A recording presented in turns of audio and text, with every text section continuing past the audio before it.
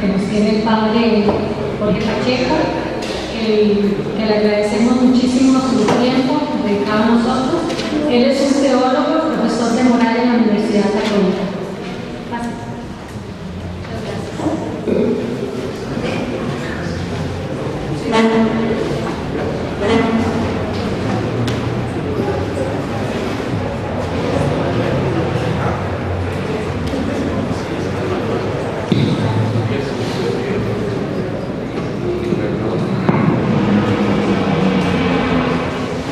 Bueno, buenas noches. Muchas gracias por la invitación para compartir algunas cuestiones con ustedes. Antes tal vez de comenzar, algunas cuestiones como fundamentales. Primero, me disculpan de antemano cualquier cuestión que no quede o no sé, que quede muy claro, porque obviamente la liturgia no es la especialidad mía, ¿verdad? La especialidad mía es de moral.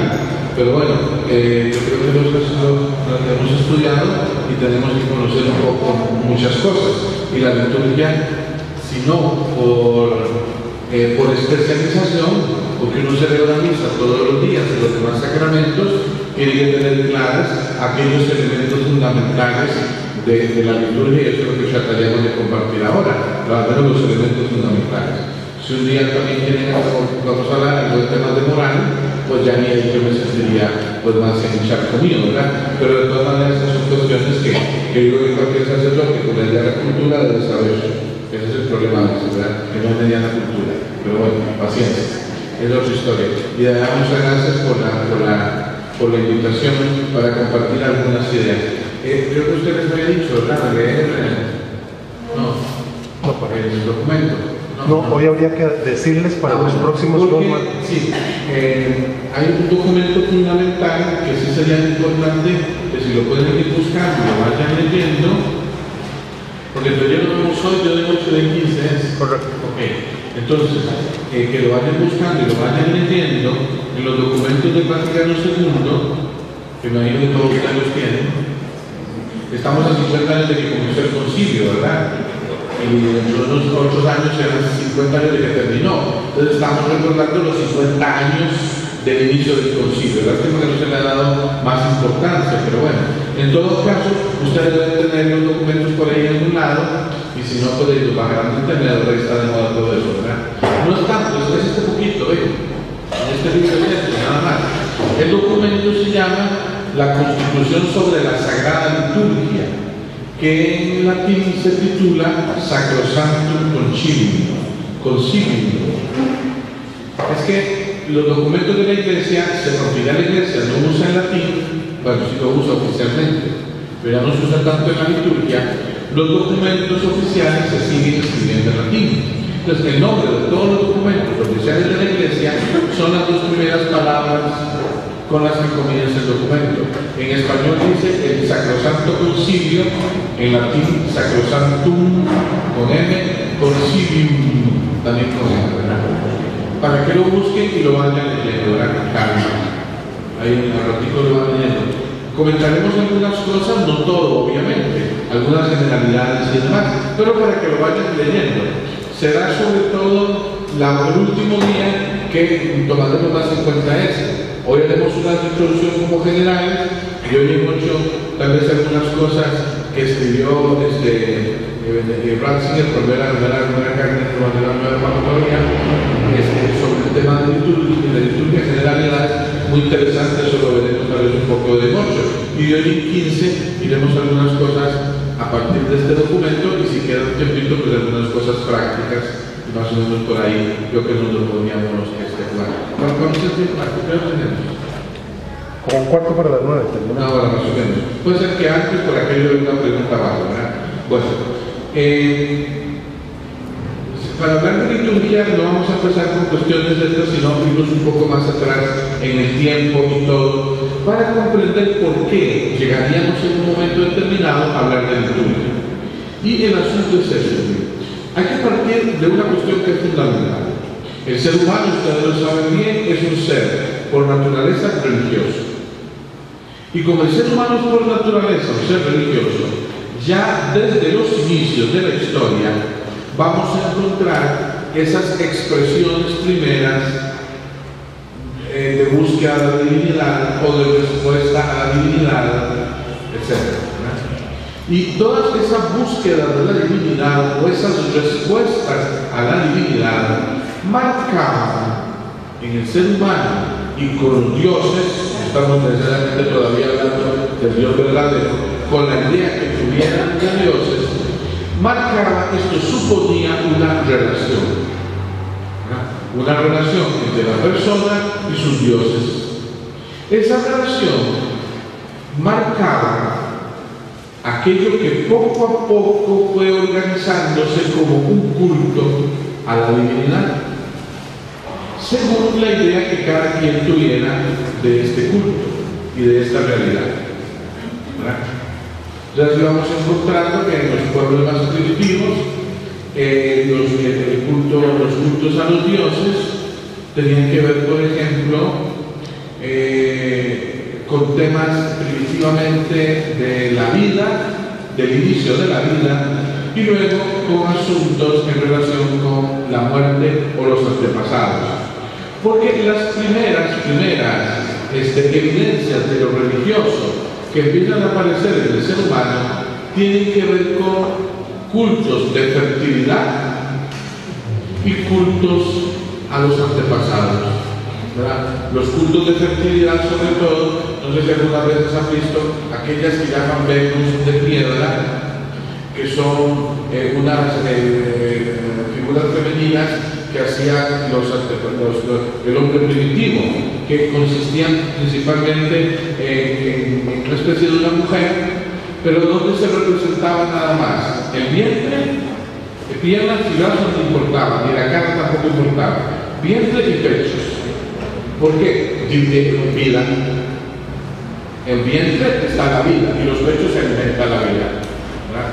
O en cultos también, incluso los aborígenes en otros, era más bien el falo, el pene, eran los platos masculino, como temas de cultos también de lo sagrado, cultos de la fertilidad. Aquí, por ejemplo, en el museo, en el índice, el museo de Jade de Vidas, no sé si todavía existe, era por allá, si estaba por ahí todavía, había mucho de eso, ¿verdad? Eran cultos de fertilidad. Y luego el otro culto, como el inicio de la religión, el tema de la muerte, entonces el culto de los antepasados, en los chinos, en los romanos, prácticamente todas las culturas. Así va iniciando un poco todo el tema religioso.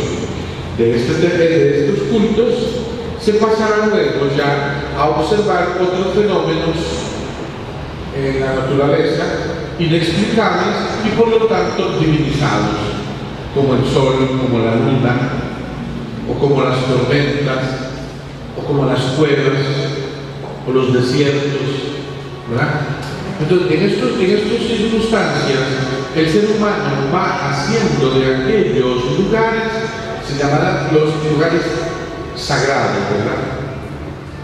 Son lugares que se constituyen en objetos sagrados. Una montaña para un determinado pueblo es sagrada, o un río, o cosas de este tipo.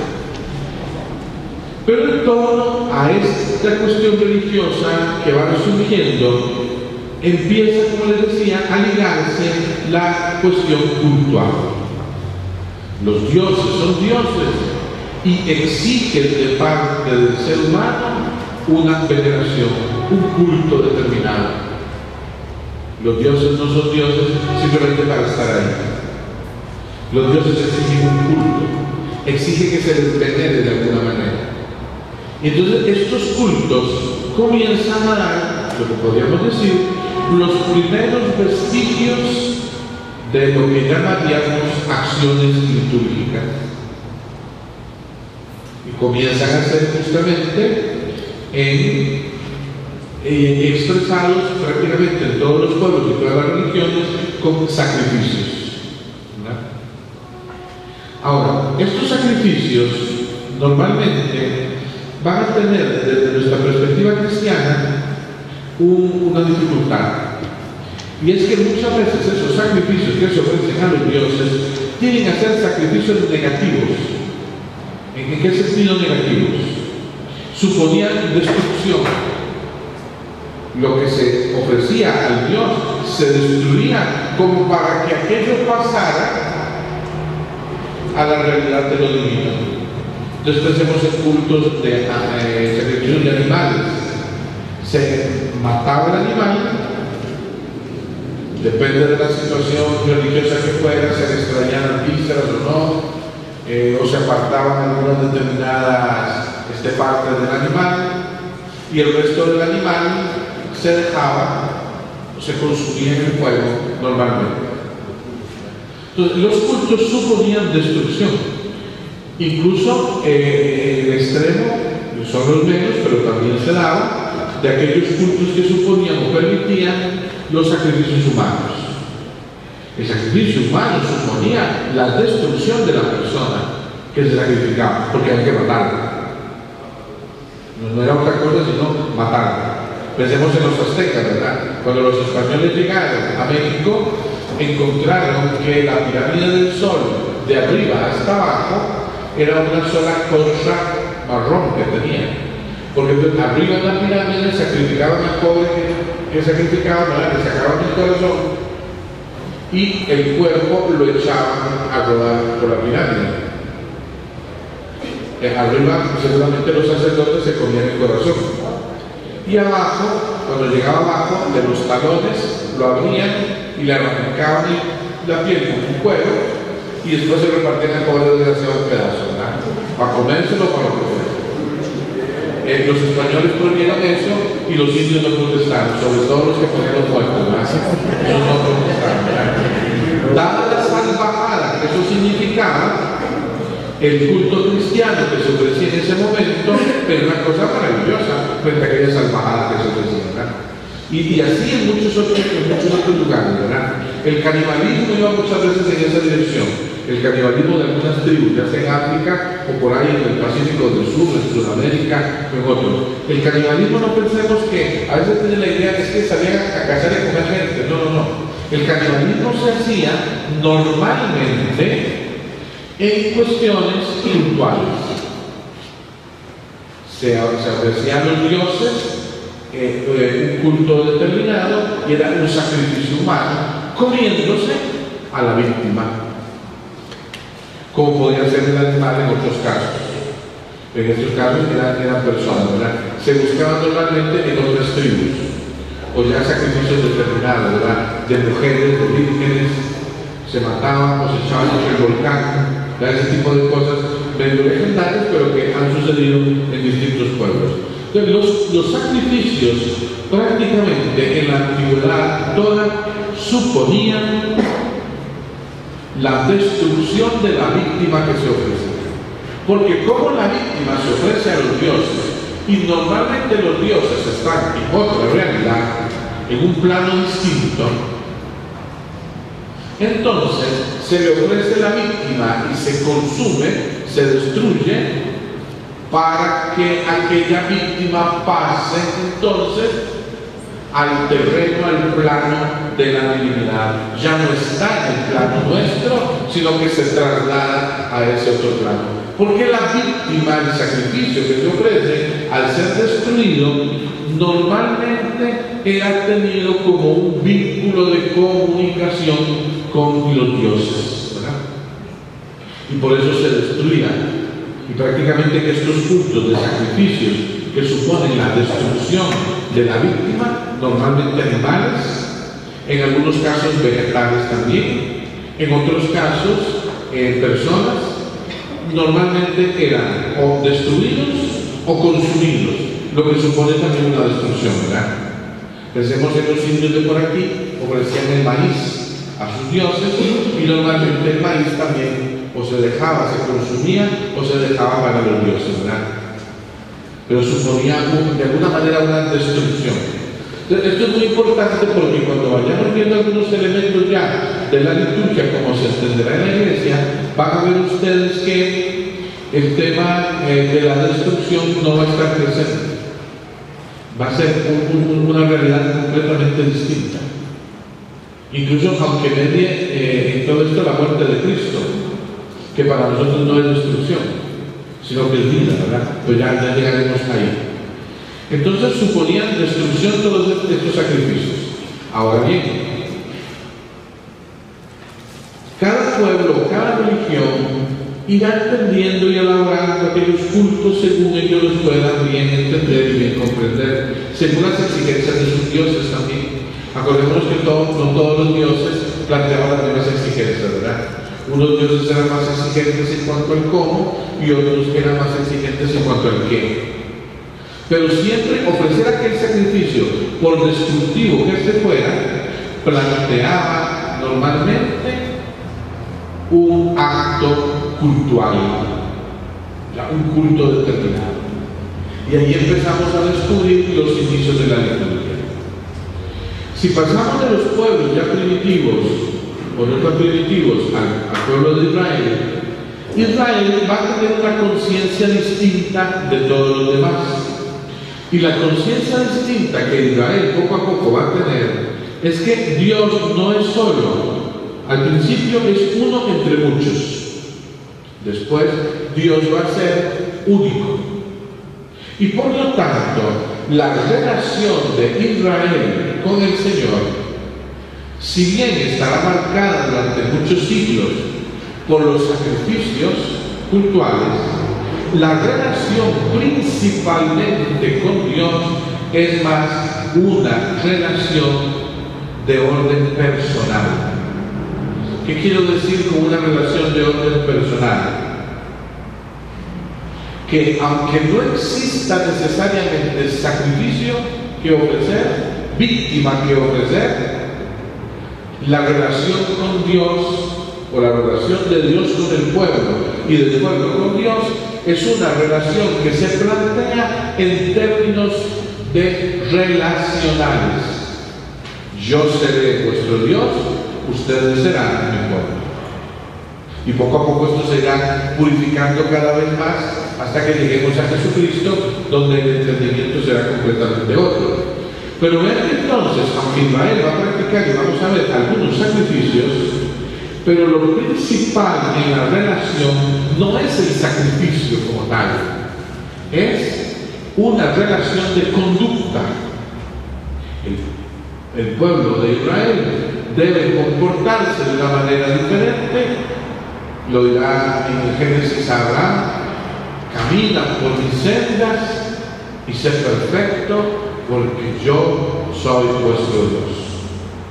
O anda en mi presencia y sé perfecto, porque yo también soy perfecto. ¿Verdad? Entonces se empieza a plantear, sí, la relación sacrificial, pero también se empieza a descubrir en Israel esta otra relación, a la que luego le daremos más importancia, sobre todo a partir de Jesucristo. Entonces Israel al principio realiza también sacrificios. Claro, los ha visto entre los pueblos cananeos, que son los pueblos vecinos de ellos y de donde ellos vienen, ¿verdad? Los hebreos son un grupo más de entre los pueblos cananeos. Ellos ven los sacrificios que realizan. Van a Egipto unos 300 años, más o menos, e igual observan una serie de sacrificios a los dioses.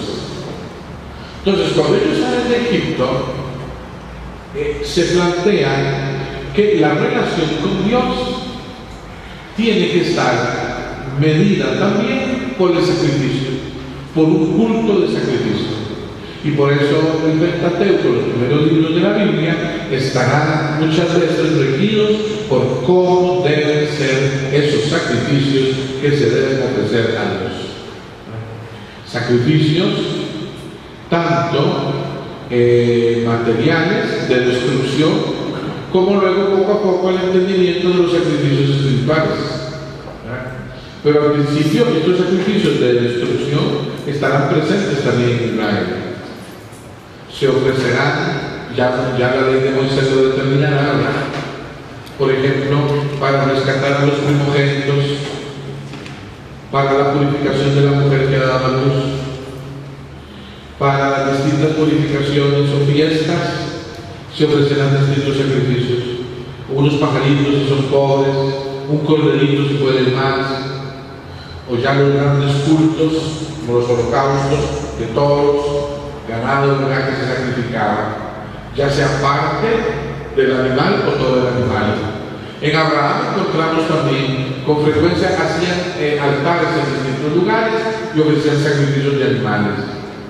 Recuerden que el gran sacrificio que se propone a Abraham, el sacrificio del hijo Isaac, que entre paréntesis, no es que Dios le plantea sacrificar a su hijo.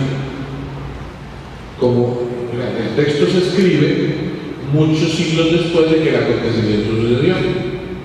Entonces, cuando el acontecimiento sucede, posiblemente lo que Abraham se plantea es: si Dios quiere lo máximo de mí, lo que debo darle es el sacrificio de mi hijo. Pero Abraham comprenderá, o yo le haré entender, como quiera que haya sido, le hará entender que él no quiere ese tipo de sacrificios que hacen los pueblos vecinos. Y por eso la prohibición del sacrificio.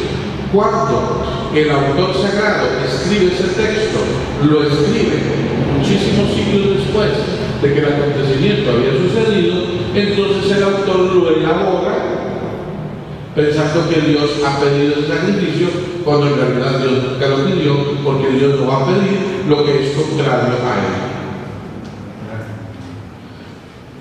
O sea, Dios nunca va a pedir algo a su pueblo que sea irracional. Y el sacrificio humano, su irracionalidad, Dios no la va a pedir. Claro, este tema de lo racional o lo irracional en la religión, les recomiendo la lectura de aquel discurso de Ratzinger, recién elegido Papa en la Universidad de Ratisbona.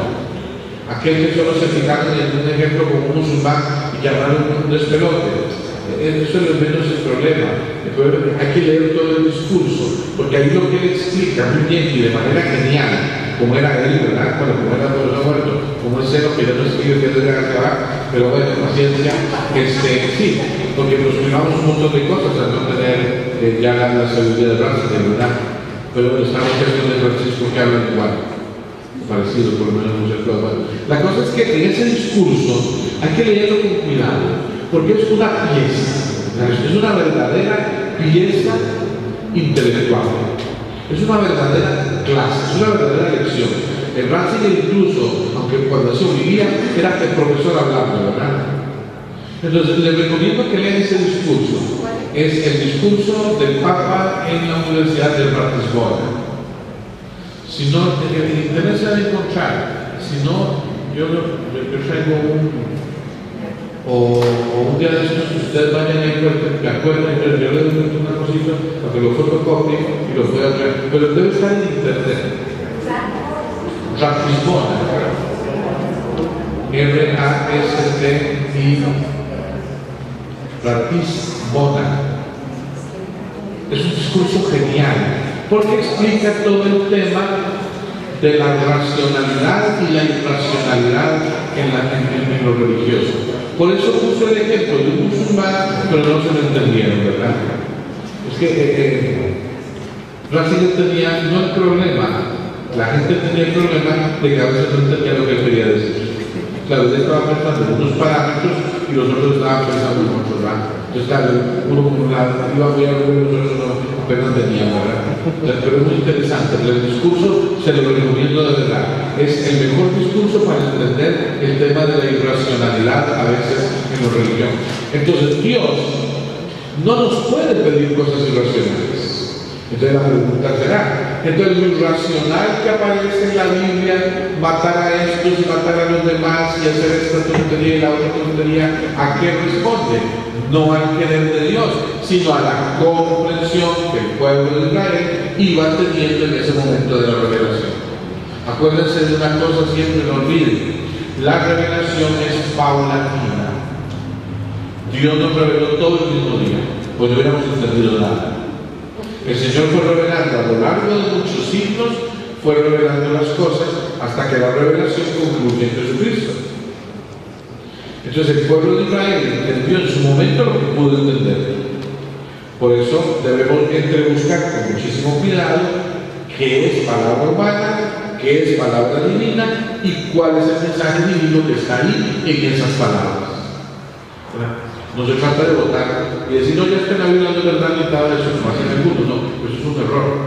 Tampoco se trata de hacer lo que hacen los fundamentalistas. Todo hay que hacerlo al pie de la letra, también eso es un error. Hay que saber entre buscar lo que es revelado, dicho en lenguaje humano, a veces con más exactitud, a veces con menos exactitud, depende del que escribió, ¿verdad? O depende del que habló. ¿Qué conocimientos tenía? Dios es terriblemente respetuoso de quien escribe, en este caso la Biblia, y respetó la forma de ser de aquella persona, respetó los conocimientos de aquella persona, respetó lo que aquella persona podía dar. Y la revelación tampoco pensemos que es dictado. Es Dios que habla a la conciencia, al corazón, a la inteligencia, sin dictar. Habla respetando el conocimiento personal. Hasta el punto que entonces hay que tratar de discernir qué es lo que Dios quiere decir y qué es lo que aquel pobre agregó, creyendo que estaba haciendo una cosa buena, no es que estaba haciendo algo mal, pero estaba hablando sus palabras para comunicar el mensaje de Dios. No es fácil eso, seguro, porque entender a Dios como lo entendemos, entonces luego lo expresamos con las palabras que tenemos, ¿verdad? Tenemos que entender que es esa prudencia de descubrir ese tema de la revelación y la irracionalidad de la religión. Entonces, el tema del sacrificio de Isaac como sacrificio cultural plantea justamente eso, un problema de una época, de un momento donde Dios no quiere ese sacrificio, pero el que escribe lo elabora de una manera tal para comprender según las circunstancias de su época. Ciertamente nosotros hoy diríamos las cosas de otra manera. No olvidemos otra cosa. La Biblia fue escrita por arameos, por hebreos, con una mentalidad muy distinta a la de nosotros. Nosotros pensamos como grecos romanos. Entonces nuestra manera de pensar es distinta a la manera de pensar de ellos. Lo que ellos dicen en 400 palabras, probablemente nosotros lo diríamos en 100 nada más. No es que ellos piensen mejor, nosotros peor, no. Son dos formas distintas de pensar. Y ante dos formas distintas de pensar, pues o los entendemos a ellos, porque la Biblia está en el pensamiento de ellos, o no entendemos nada. Y escrita en su mayoría hace miles de años. Tenemos que hacer todo este ejercicio, ¿verdad? Bueno, volviendo al culto entonces, Israel va asumiendo un poco los cultos que hay en los alrededores, menos los sacrificios humanos, y los adapta para ofrecérselos a Dios. Recuerden el pleito entre Elías y los sacerdotes de Baal en el Monte Carmelo, ¿verdad? Bueno, si sus dioses son de verdad, vamos a hacer una cosa, les dice Elías, matemos estos bichos, unas vacas o lo que quieran, los ponemos aquí, y ahora ustedes van a rezar para que sus dioses vengan y los consuman con el fuego. Y entonces aquellos se ponen a gritar y a malgritar, y Elías a burlarse. Grite más duro, se están durmiendo sus dioses. Grite más duro, se los salieron a pasear. Grite más duro, que no les oye.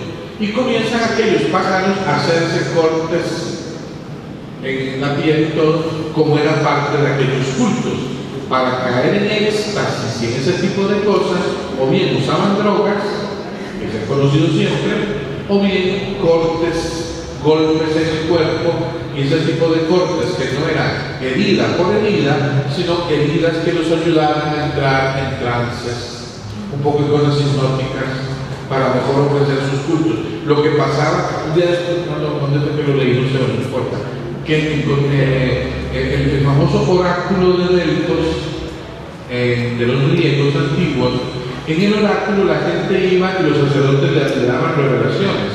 ¿Qué era lo que había? Era en una gruta volcánica. Entonces respiraban gases volcánicos.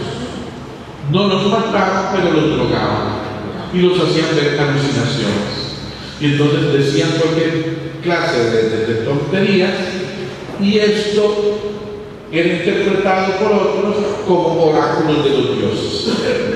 Y da la casualidad que uno puede ser una tontera y pecar, ¿verdad? Pero lo que sea, sucedía también en la religión. El oráculo de Delfos, o volvemos a Elías, aquellos sacerdotes de Baal que se hacían cortes y cosas que les permitían entrar en trances, y estos trances conquistaban a mucha gente. Pero los dioses de los Baales no respondieron. Entonces vino Elías y echó agualotales encima de aquellos sacrificios y más agua hasta que todo aquello estaba inundado, y nada más rezó un poquito y cayó fuego del cielo, destruyó el sacrificio, Dios lo aceptó y luego mató a los sacerdotes de Baal. Yo no sé si esos dioses están de acuerdo, pero al menos lo hizo el profeta. Entonces, ¿por qué? Porque es el signo para expresar: nuestro Dios sí es Dios. El de ustedes ni siquiera existe, por lo tanto ustedes también dejan de existir. Hoy no hacemos ese tipo de culto, igual no haríamos ese tipo de cosas, pero vean que ahí está el origen de todas una serie de acciones litúrgicas que más tarde en el templo de Jerusalén se van a concretizar en los distintos sacrificios que se ofrecen a Dios en el templo de Jerusalén, ya sacrificios de animales, etcétera, para las diferentes cuestiones, hasta el sacrificio que se hacía del cordero en la Pascua. A veces se procuraban dos corderitos iguales. Uno se sacrificaba dentro de la ciudad, en el templo, en Jerusalén, y el otro, sobre el que se decían los pecados de todo el pueblo, se abandonaba en el desierto. Porque el desierto en la antigüedad era el lugar del encuentro con Dios, de la purificación, o el lugar donde habitaban los demonios también. Porque en un principio los dioses de la antigüedad son dioses regionales, ¿verdad? O sea, el Dios de Israel es el Dios de Israel y protege al pueblo de Israel allí donde el pueblo de Israel se mantiene. Más allá ya Dios no va, porque eso pertenece a otro Dios, o bien a los demonios si fuera el caso. Con el tiempo esta mentalidad se fue eliminando, ¿verdad? En la medida en que Israel fue cayendo en la cuenta de que no hay más que un solo Dios. Entonces ya no hay otros dioses. Entonces Dios no comparte con otros dioses y por lo tanto el Dios de Israel es el dueño de todo el mundo. Donde esté el israelita, ahí está Dios también. Pero es todo un proceso que se va dando a lo largo de los años. En el templo, una vez que ya el templo se ha construido, el culto a Dios es tanto el culto de sacrificios de animales como otros cultos empiezan a introducirse. Por ejemplo, el ofrecimiento del incienso, que no solo ejercía la función de perfumar en la hediondez que suponía quemar a los animales o partes de ellos. Imagínense que la hediondez de estar quemando carne todo el día, ¿verdad? Entonces, para evitar esa hediondez, el sacrificio también del incienso que se ofrece a Dios, y por eso el Salmo dirá que nuestras oraciones suben a Dios como el incienso hacia su presencia. Como el incienso es algo agradable, un aroma exquisito, los inciensos orientales son muy buenos, los que se compran aquí a veces son muy malos, pero los que son traídos de allá son deliciosos, parecen muy caros aquí, entonces no se traen. Pero esos inciensos son aromas exquisitos. Claro, algo tan exquisito es para ofrecérselo a Dios. Como los instrumentos del culto tienen que ser de oro, porque mejor metal para Dios. A un israelita jamás se le hubiera ocurrido hacer instrumentos para el culto de madera o de barro, jamás. No, de oro, mínimo de plata. ¿Por qué? Porque es para Dios, entonces le vamos a dar lo mejor. El culto se va expresando ya en distintas maneras, no solo en el sacrificio de los animales. Siguiendo un poco Israel, cuando el templo desaparece la primera vez y después la segunda también, al desaparecer el templo, ya no se hará culto de animales, sino que se pasará, sobre todo después de la destrucción del segundo templo, se pasará en Israel a otra forma de culto, que es la sinagoga tal como la tienen hoy. En la sinagoga no está centrado el culto en el sacrificio del animal, sino que está centrado el culto en la escucha de la palabra, en la escucha de la Torá, y por eso está guardada en un lugar como el sagrario de nosotros, y la sacan los rabinos con gran procesión y solemnidad, y se desenrolla y se lee, y todo aquello con gran solemnidad, porque ese es el culto de Israel hoy. No tienen templo, no tienen sacerdotes, el culto se centró en la sinagoga, en la escucha, en la enseñanza de la palabra. La iglesia, que se empezó a separar poco a poco de Israel, también entonces se va a centrar el culto en torno a la palabra que se escucha, pero también en torno al sacrificio. Solo que el sacrificio ya en Cristo no es un sacrificio cruento, no matamos un animal, no matamos a nadie, sino que participamos del mismo sacrificio de Cristo en el Gólgota, a través de la Eucaristía. Entonces el pan eucarístico es la adoración que hacemos a Dios y es la entrega que hacemos a Dios. Por eso la misa, aunque si ustedes se fijan, se le ha querido dar el sentido también de cena, que lo es, no podemos olvidar el otro sentido que tiene, sacrificio. Por eso se ofrecen los dones como el sacrificio, solo que aquí no se van a matar, se van a transformar. Y es aquí entonces donde el culto cristiano, vean, ya no es un culto de muerte, de destrucción, sino que es un culto de vida. Porque la Eucaristía lo que expresa es la vida, no la muerte. Proclamamos, nos damos cuenta, anunciamos su muerte, pero proclamamos su resurrección. Porque el culto cristiano, el culto católico específicamente, supone el sacrificio que hizo Cristo, el sacrificio realizado por Cristo, en la dirección de todos los cultos desde siempre. Porque el sacrificio de Cristo viene de alguna manera a recoger todo sacrificio que todo ser humano ha ofrecido a la divinidad, incluso cuando no conocían al Dios verdadero, lo estaban buscando. Entonces todo culto en el fondo se dirigía a Dios aún sin saberlo. Entonces en Cristo se resume todas las religiones, porque el cristianismo es la negación de toda religión, pero es a la vez la suma de todo culto que el ser humano puede dar agradablemente a Dios, y ofrece el único sacrificio, el de Cristo, de una vez para siempre. Aunque el sacrificio de Cristo supuso la muerte de Cristo, pero la muerte de Cristo anuncia ya la resurrección. Sobre todo esto tenemos que entenderlo a la luz del Evangelio de San Juan. Recuerden cuando se escuchó la pasión, el Viernes Santo, se fueron a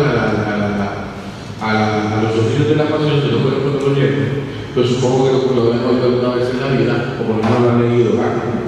Entonces, dice que cuando Cristo está en la cruz, de veras que lo tiene, cuando Cristo está en la cruz, la herida del costado de San Juan es importantísima.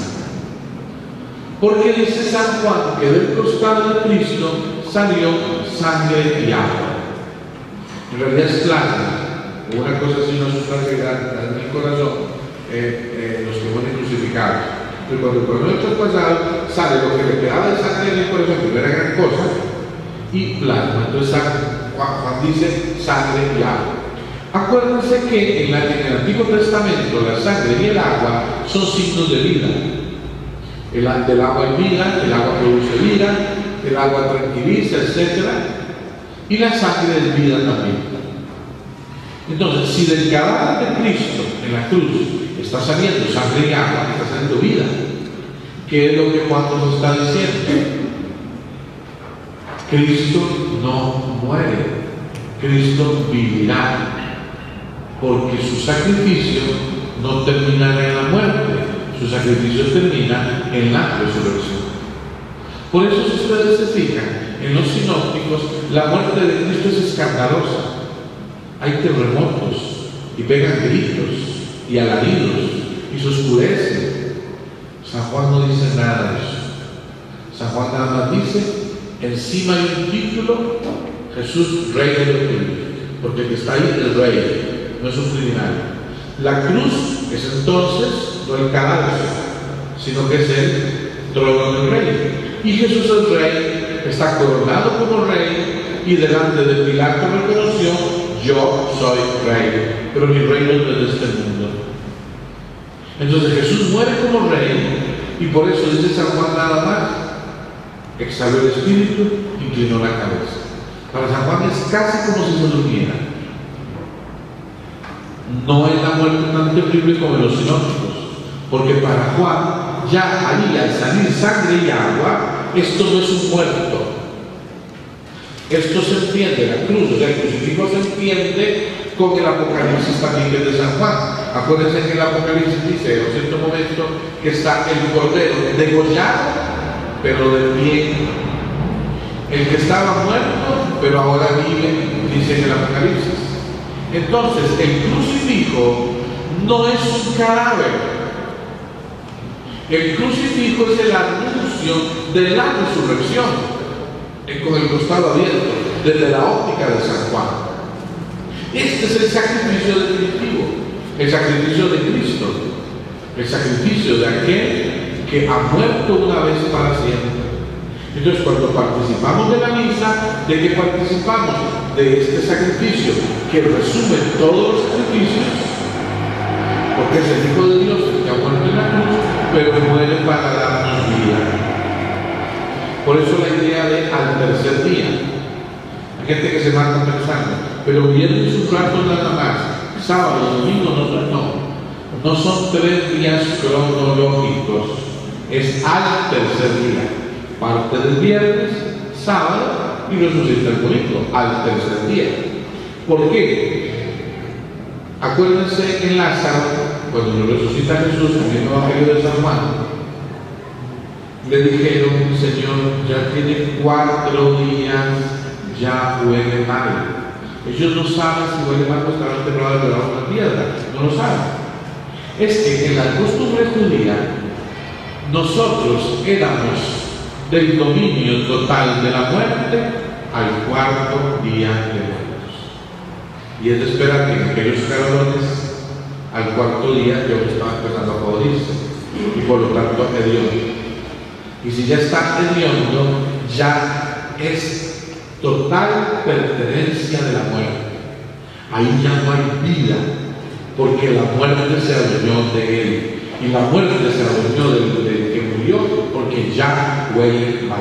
O sea, Cristo le advierte al Señor, ¿cómo decís que abran el sepulcro si lleva 4 días? Ya huele mal. O sea, ya está muerto, Señor. Por eso el Evangelio se cuida de decir que Jesús resucita al tercer día, porque la muerte nunca tuvo dominio sobre él, porque él venció a la muerte. ¿Verdad? Porque Jesús es la vida, aunque está muerto, es vida, porque resucita. ¿Verdad? Entonces, viendo esto, el sacrificio cristiano, el culto cristiano, católico, oriental o ortodoxo también, el sacrificio cristiano, en su mejor sentido, no es sacrificio de destrucción, es sacrificio de vida. No es sacrificio de muerte, es el sacrificio que nos da la vida.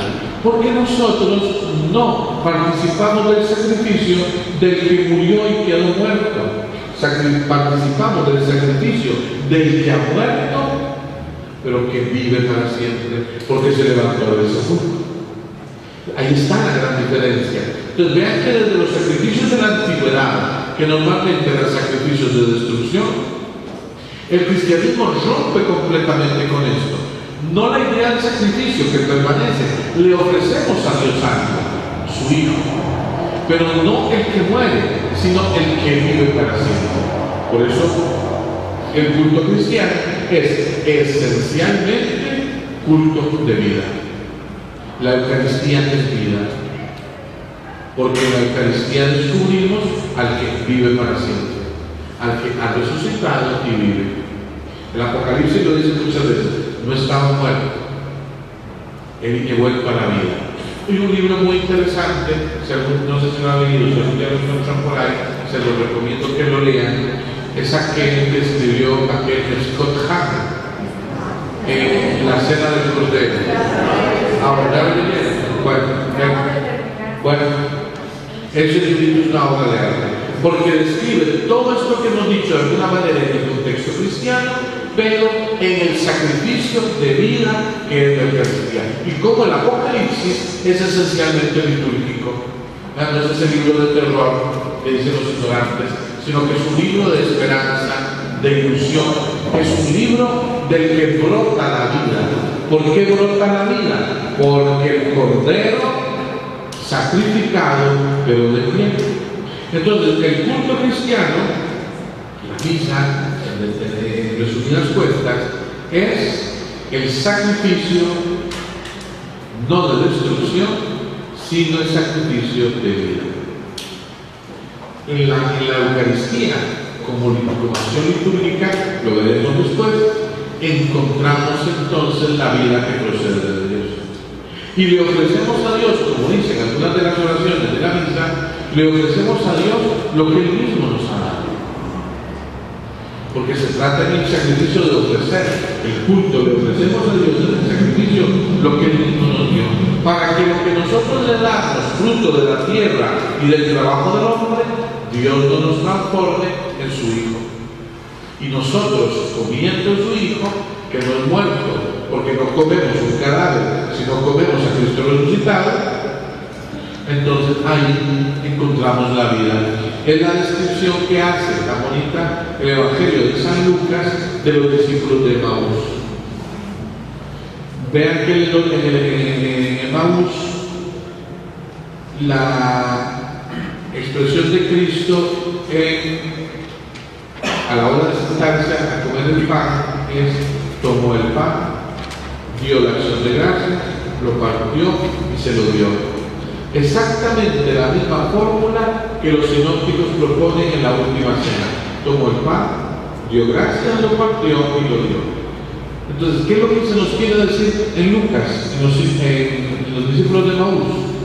Que a Cristo resucitado lo seguiremos descubriendo en la Eucaristía, o en la fracción del pan, como la llamaba la Iglesia primitiva.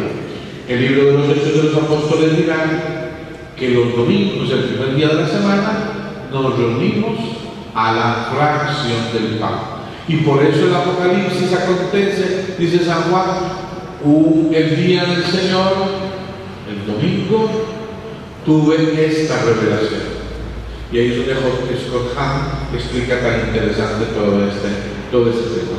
Entonces vean que es muy interesante, porque entonces no estamos frente a una acción litúrgica que es muerte, sino que es vida. No estamos frente a un sacrificio que es destrucción, sino un sacrificio que es de vida. No estamos frente a un culto vacío a Dios, sino que estamos frente al ofrecimiento de su propio Hijo. Participamos exactamente del mismo sacrificio que hizo el Hijo una vez para siempre. Entonces, claro, al ver un poco esto y entender entonces qué es el tema litúrgico, claro, para nosotros entonces la liturgia va a adquirir un sentido completamente distinto. Un sentido completamente distinto. Y por eso, a la hora de empezar ustedes a leer esta Constitución, la Sacrosanto Concilio, pues van a ver entonces cómo la Iglesia expresará cosas prácticas, porque es más pastoral que doctrinal, pero encontrarán cosas prácticas iluminadas por esta idea del sacrificio de vida, de esperanza, de fe, que es la Eucaristía. Además, siempre en el contexto del Evangelio de San Juan, recordemos que en el diálogo de Jesús con la samaritana, Jesús le propone que ya ni Jerusalén ni el monte Garizim, donde los samaritanos decían que había que dar culto a Dios, será lugar para el culto. Cristo dice ahora, el culto que se dará al Padre será en espíritu y verdad. ¿Qué quiere decir eso? Que ya no tenemos que ir necesariamente a tal lugar, a tal otro, al culto. Porque el lugar, así como la tienda en el desierto donde estaba el arca, la tienda, era el lugar del encuentro con Dios, así como el templo era el lugar de la presencia de Dios en medio de Israel, para nosotros el lugar del encuentro con Dios es una persona, es Jesucristo. O sea, en Cristo es que nosotros damos el culto agradable al Padre, no en un lugar, en una persona. Por eso hoy que tenemos templos para reunirnos, pues hacemos la liturgia en el templo. Cuando no había un templo, lo hacían en las casas. Porque el cristiano no necesita necesariamente este edificio o el otro para ofrecer el culto a Dios. El culto lo damos a Dios donde dos o tres están reunidos en su nombre. Y sobre todo donde dos o tres se reúnan para la celebración de la Eucaristía. Recuerden la última encíclica de Juan Pablo II, Eclesia de Eucaristía. Es el Papa, la Iglesia nace de la Eucaristía. Sin Eucaristía no hay Iglesia, y sin Iglesia no hay Eucaristía. Entonces, ¿cuál es el lugar para el encuentro con Dios? ¿Cuál es el lugar del encuentro? Jesucristo. Es un lugar teológico, no es un lugar geográfico. Nosotros no tenemos necesariamente que ir una vez en la vida a Jerusalén o a la Meca para participar en parte del culto que se da a Dios, no. Ni necesariamente tenemos que dirigirnos a Oriente para rezar, porque las iglesias antes estaban en esa dirección. El Papa Benedicto dice una cosa muy importante: pongamos un crucifijo en el altar, o el crucifijo que está siempre, ese es el oriente al que nos dirigimos, porque rezamos en Cristo. Cristo es el lugar del encuentro con el Padre. Felipe, tanto tiempo que estoy con ustedes y todavía no me conoces. Quien me ve a mí, ve al Padre. O sea, ¿dónde nos encontramos con el Padre? En Cristo. ¿Dónde descubrimos el verdadero culto al Padre? En Jesucristo. Por eso el verdadero culto, el verdadero sacrificio del Padre radica ahí, en la Eucaristía, en la fracción del pan, en la Santa Misa, donde nos encontramos con Cristo. Lo encontramos en la palabra que se nos habla, que escuchamos, y lo encontramos en la Eucaristía que comemos o de la que participamos, en el sacrificio. Por eso la misa no es únicamente cena, es sacrificio primero. Porque a veces se han recargado mucho las tintas en afirmar que la misa es la cena. Hasta hay una canción, a mí en lo personal la detesto. La cantan en las primeras comunidades: la misa es una fiesta, no sé qué más. Sí, es verdad. Pero es que insisten tanto en que la misa es una cena y la misa es una fiesta, que entonces dicen algunos: yo no puedo comulgar, ¿para qué voy a la misa entonces? Porque si usted va a una fiesta, me invito a almorzar a la casa, yo llego y digo, no puedo comer, entonces ¿para qué me invito a almorzar? ¿Y para qué vine? No tiene sentido. Entonces no voy a misa porque no puedo comulgar. Eso es un error terrible, porque la Santa Misa tiene un valor infinito, incluso aunque no pueda comulgar. Ojalá comulgáramos siempre, pero hay personas que no pueden comulgar siempre. Pues porque no pueden, porque no les han confesado, o no les da la gana, o viven una situación tal o cual que no pueden comulgar. Entonces se sienten excluidos de la iglesia. Esa es la peor burrada que se puede hacer. La misa es la misa y tiene un valor tal, incluso aunque yo no pudiera comulgar. Por eso la misa no solo es una fiesta, la misa es primero que cena, es sacrificio. Si no hay sacrificio, no se come, no se podría. Primero el sacrificio y después es cena.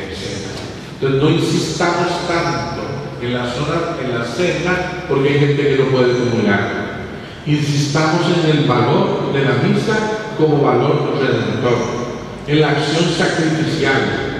Es el culto más agradable que podemos darle al Padre. Es culto de adoración, es culto de amor, es acción de gracias, es un montón de cosas. ¿Por qué? Porque todos los cultos de la humanidad desde el principio llegan a la acción de Cristo y se ofrecen al Padre. Y por eso el Padre acepta lo que le ofrecemos, porque es su propio Hijo. Entonces es el sentido que vayan adquiriendo la liturgia cristiana, es el sentido que van a ir encontrando cuando vayan leyendo la Sacrosanto Concilio, y también de lo que insistiremos la próxima semana, un poco más. Bueno, yo creo que es suficiente, ¿verdad? No sé si habrá alguna pregunta o alguna cosa que no haya quedado muy claro.